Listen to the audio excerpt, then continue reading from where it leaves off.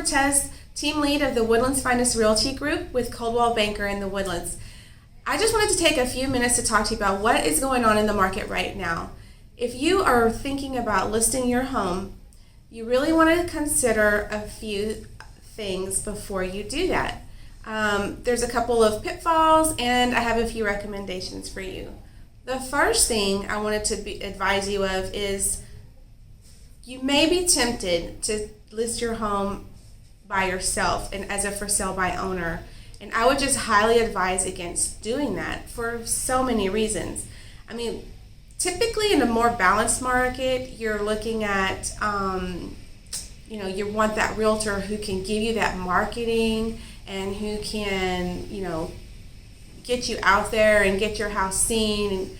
And it kind of feels like right now, homes are just selling themselves. And why would you need to pay a realtor to market all that, and when it's going to go under contract in probably 2 days with multiple offers? So what I would just say is, and that's true, you really probably don't need as much of the marketing as you did before, but what you do need right now is a realtor who can just be in charge of that transaction from start to finish. For example, you need someone who can vet the buyer. Vetting the buyer is so important. I just did a little market analysis on a neighborhood yesterday that had 33 homes that went under contract within the last 60 days. Of those 33 homes, 11 fell out of contract at least once. Why would that happen? Well, it could not appraise. Maybe the house didn't appraise and the buyer backed out. Maybe the buyer's financing fell through. Maybe once they got their home inspection, they couldn't come to agreement on the terms of the home inspection, and so the buyer walks away. There's so many reasons. So having a good realtor on your side that can vet that buyer, who can qualify the buyer, who can qualify the transaction to make sure that that transaction is actually going to close, that's so important. So you may be waiting to buy your next home and you don't have the luxury of going back on the market. You don't have the luxury of time. The other thing is you want to make sure that you price it well. So you might think, hey, homes are getting more than asking, so I'm going to price it higher than what the market is asking. Well, that could cause you, even still in this market, you could still sit on the market longer than you want to, and then the longer it sits on the market, the more people are going to start to think, what is wrong with your home? The other thing is you may be tempted to just go with a company like OfferPad. Well, there's some brokers that will just offer, they advertise 1%. Hey, I'll list your home for 1%. But what they don't tell you is they still want to pay the other buyer, the other broker, 3%. And then they have all these hidden fees. So you really want to make sure that you read the fine print. And then the other thing is they usually will price your home less for a quick sale.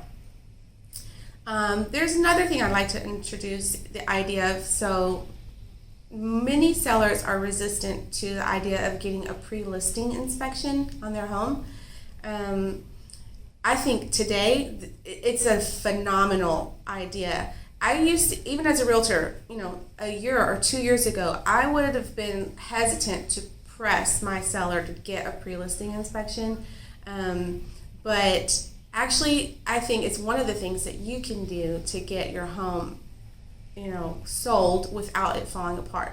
And the reasons why, hey, you get that pre-listing inspection, you offer it to the buyer right at, before they even put a contract. It's put out there with the seller's disclosure, and you say, here's the inspection of my home, here's what I've already fixed, here's what I'm willing to agree to repair, but and that's it. So when a buyer comes with their contract, they already know, okay, so here's the inspection. We accept the house with those items. And then you can actually push for no option period once you have that. And I've done it. I've said, hey, we have an inspection already.